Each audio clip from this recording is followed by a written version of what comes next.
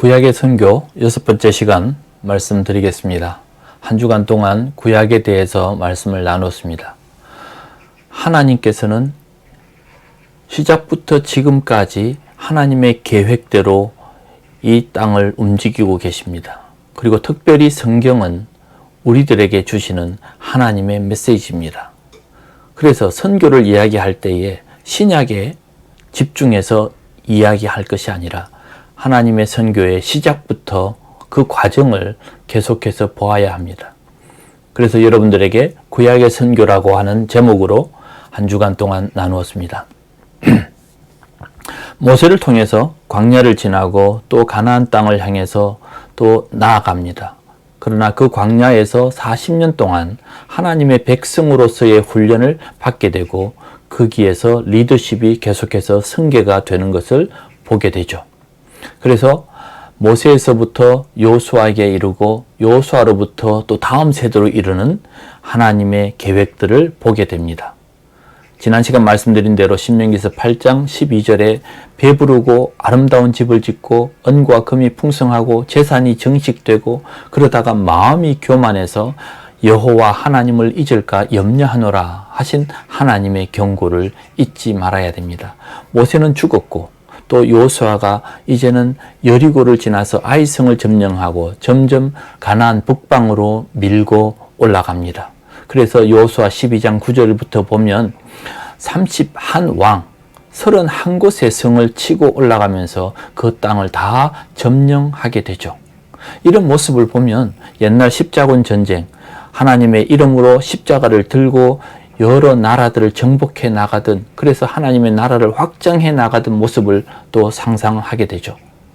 스페인이나 영국들이 그들이 영토를 넓히기 위해서 가는 곳마다 그들이 영토를 넓혔을 뿐만 아니라 그곳에 교회를 세우면서 하나님을 소개하고 또 전하는 일도 보게 됩니다. 이 둘 사이에서 전쟁과 복음이 함께 가는 모습을 보면서 여러분들 어떤 생각이 드십니까? 영화 미션을 보면 그 군인들이 쳐들어갔던, 그리고 그 부족과 함께 했던 선교사들의 갈등을 보게 되죠. 여호수아는 이러한 모습으로 계속해서 하나님의 선교를 이어갑니다. 하나님은 한 세대, 한 사람으로 일하지 않습니다. 세대를 이어가며 하나님의 사람들과 계속해서 일하는 모습을 볼 수 있게 됩니다. 요셉이 있는가 하면 모세가 있고, 모세 다음에 여호수아가 있고, 여호수아 다음에 유다가 있고, 계속해서 하나님께서 각자의 역할을 하기를 원하십니다. 오늘 저와 여러분들이 선교적 사명에 있어서 이 시대의 역할이 무엇일까요? 우리가 정말 하나님의 일을 하면서 살고 있나요? 아니면 그냥 살다 보니 하나님의 일이 될 것이라고 그냥 상상하고 있나요? 우리는 우리의 사명을 따라서 하나님의 선교에 동참해야만 합니다. 그리고 사사기 1장 1절에 여호수아가 죽게 됩니다. 여호수아의 죽음이 곧 사사기의 시작이 되죠. 이후에 이제 유다가 전쟁을 하기 시작을 하게 되고 계속해서 이제는 점점 예루살렘을 치고 가나안 땅을 점령해 나갑니다. 그리고 이스라엘은 강해졌습니다.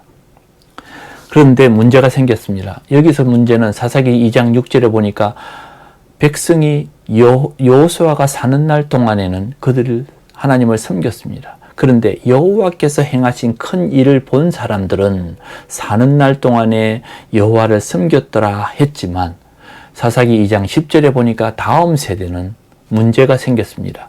그 후에 일어난 세대들은 여호와를 알지 못하며 이스라엘을 위해 행하신 일도 알지 못하였더라. 11절입니다. 이스라엘 자손이 여호와의 목전에 악을 행하여 바알을 섬기며 3장 6절입니다. 가나안 족속의 딸들을 아내로 맞이하고 딸들도 그들에게 내어주어서 또 그들의 신을 섬겼더라. 이제는 완전히 한 세대가 넘어가면서 우상 숭배와 또 혼합족이 되면서 하나님을 잃고 또 그 세대가 끊어진 것을 보게 됩니다. 요즘 한국 교회가 다음 세대 이야기하는데 정말 다음 세대가 무엇을 하고 있나요? 지금 우리 다음 세대는 어떤 상태에 있습니까? 우리가 젊은이들을 이해하고 또 그들을 잘 맞춰줘야 될 필요가 있지만 그들이 하나님과 상관없는 혼합된 사고와 신앙을 가진다면 정말 큰 문제일 것입니다. 그들의 신앙의 가벼움에 대해서 우리는 좀 더 조심해야 될 필요가 있습니다. 이러한 것을 위해서 우리는 가정에서 여러분들의 자녀들을 잘 믿음으로 양성하고 양육할 필요가 있습니다. 여호수아 다음 세대는 정말 혼탁해졌습니다. 그리고 사사의 시대로 넘어갑니다. 이 사사의 시대는 700에서 800년의 기록을 가지고 있는데 그때에는 신앙의 구심점이 없습니다. 그들은 이방의 신들을 섬겼고 온갖 일을 다 당합니다. 그럴 때에 이 사사들은 영웅처럼 나타나줘서 전쟁도 치릅니다.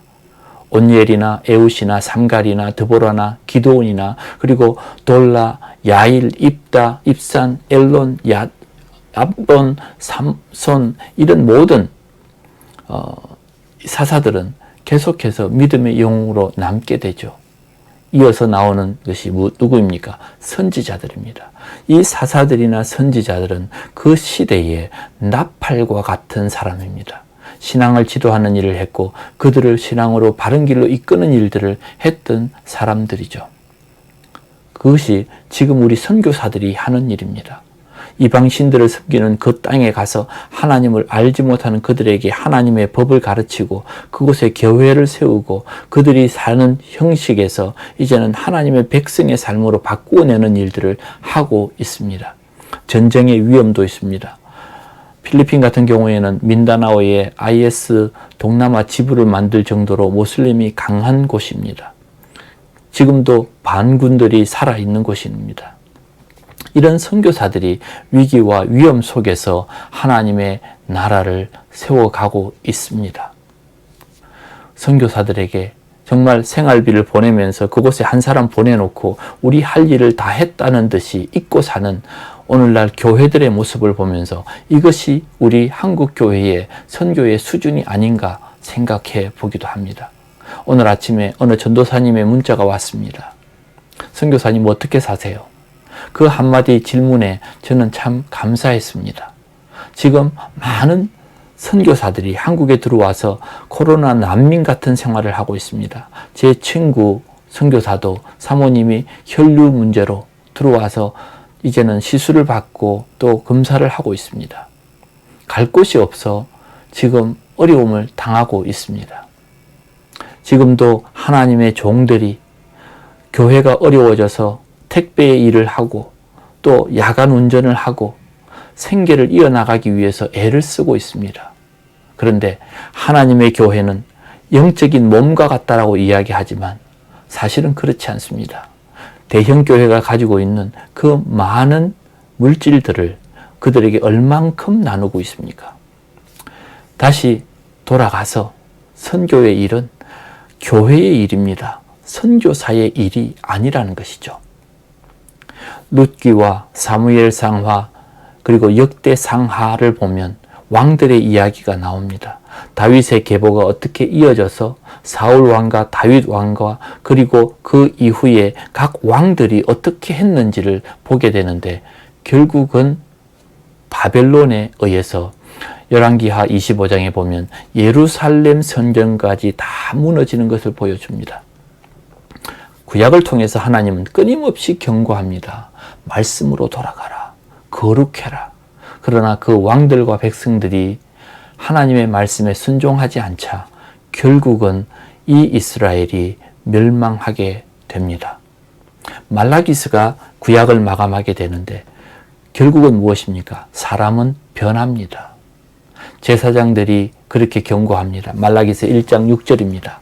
더러운 떡을 제단에 올리고 자식이 아버지를 공경하지 않고 종이 주인을 공경하지 않는다고 말합니다.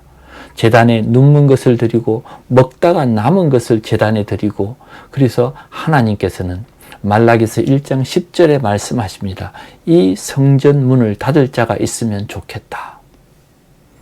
만약에 계속 그러면 희생의 제물의 똥으로 너희 얼굴에 바를 것이다 라고 하나님은 분노하십니다.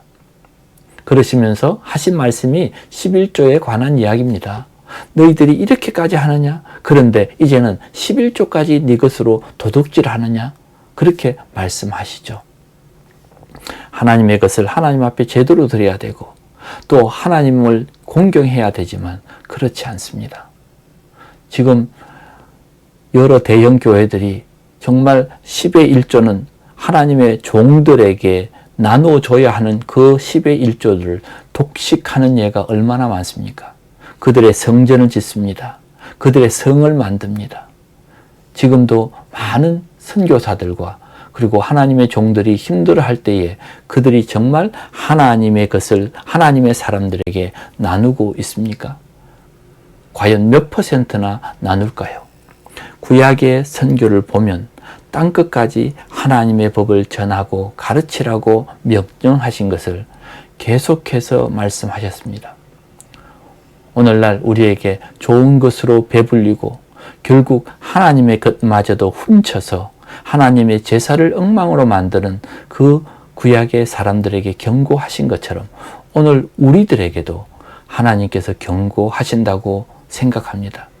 우리의 선교를 반성하고 우리의 선교적 사명을 다시 한 번 더 정비하실 필요가 있습니다. 매일 이렇게 말씀을 나누는 이것은 제 일이라고 생각하기에 지금 한국에 있는 동안에 제가 이 일을 합니다. 여러분들은 여러분들의 일을 하시기 바랍니다.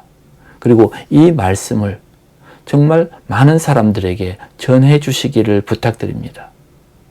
하나님의 말씀이 그들에게 경고가 되고 도전이 되었으면 좋겠다 생각합니다. 한 주간 동안 구약에서 본 하나님의 선교 잘 정리하시고 우리가 더 하나님 앞에 가까이 온전히 나아가시는 그런 기회가 되시기를 부탁드립니다. 기도합니다. 하나님 감사합니다. 우리 모두에게 주신 이 구약의 선교 그 모습을 보면서 우리가 반성합니다. 하나님께서 우리를 구원하셨고 우리를 훈련하셨고 하나님의 일을 하게 하셨는데 많은 왕들과 백성들을 보면서 불순종하고 안일해진 모습을 보면서 우리 교회와 우리 자신들이 하나님 앞에 다시 한 번 더 바로 서기를 기대합니다. 하나님 오늘도 주신 말씀 감사합니다. 예수님의 이름으로 기도합니다. 아멘.